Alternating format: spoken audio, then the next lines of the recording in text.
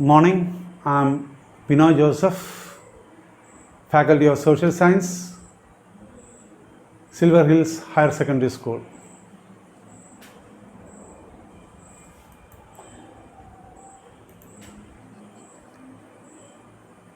Today, we are going to discuss an important topic of 9th standard, by the hands of nature. We already know the different landforms which created by different agents of weathering, and we called it as the geomorphical process. In that, one agent of geomorphical process that we are going to discuss today, that is the running water. When we are talking about the running water, the first and the foremost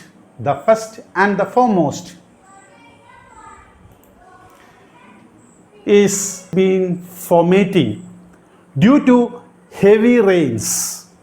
The steep portion of the riverbed being softened, and slowly and steadily it's been eroded, and it creating a river channel for the weathering process continuously happening, and the pressure because of the water sweep away towards the origin. It created what we called it as V-shaped valley, and again the same process happened, and it led towards U-shaped valley. Now it's near to the second part. In the upper course, we called it as the second landform as the waterfalls. While these water been passing through the channel, and at the end it will be cascaded towards down, and it flows continuously, and that flow of water we called it as waterfalls. Due to the continual aberration and corrosion due to the spillage of water, the cascading water beneath, it creating the landform near to the waterfall to be eroded against the water due to certain pebbles and gravel, and continuously it will break the surface of the waterfall, but it flows through, and it created a steep flow of water along with the bed of the rocks. The river flows through these waterfalls, creating heavy velocity and maximum water potentiality, creating the breaking down of soft rock materials in and around the waterfall. It's a beautiful scenery when we are going through the waterfall. It is cascading, its mesmerizing feature itself, we can get through these things. It was a splendid scenery while we are observing the waterfalls. Now this is all about waterfalls.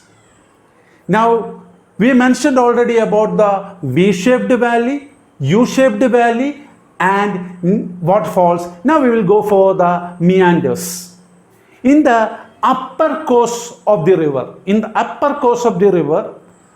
it steeps along the slopes with maximum velocity of water, sweep away, and it will reach to a part called it as the middle course of the river, where it will be having a certain deposition, but there is maximum, it is the eroded thing itself.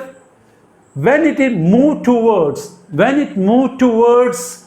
a point, it will create a zigzag position of the river due to certain centrifugal force and other pressure differences happening in the near to river and its bank. It created a zigzag position of the river, and it created a landform called it as meanders. Now we will discuss about what are the meanders and how are it formed. A channel of river moving along the slopes gently, but due to certain variation, the waves just make a zigzag, creating maximum pressure on the banks and centrifugal force created by this thing, creating the zigzag. And afterwards, when it is being moving towards in a direct way, in a straight way, due to outside bend, when we are seeing the outside bend, you can see that outside bend, it will be getting inside. It will go along to the sweeps, and it created a very large zigzag position in the course of river, and due to certain agents it slowly and steadily reduced, and the next landform created in the middle course, what we called it as the oxbow lake. And due to the rotation of the water, it creates the centrifugal force and make it zigzag. And these things creating what we called it as a second landform, that is in the middle course, oxbow lake. Lately we mentioned about the meanders. It created meanders and the oxbow lake.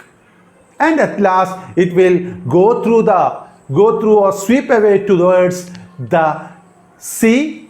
At that time when it is being overflown, the water, it is the last stage of the river, it overflows and creating what we called it as floodplains, and at last at the mouth of the sea it will create deltas. This is all about the course of river. Thank you.